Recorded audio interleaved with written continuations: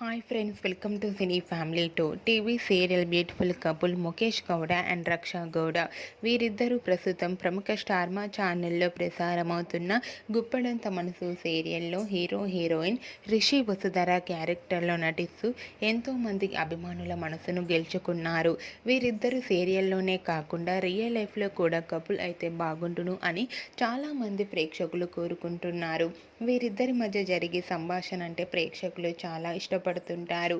అయితే రీసెంట్గా గుప్పడంత మనసు serial hero heroine Rishi Vasudhara shooting location latest ఫొటోస్ను షేర్ చేశారు.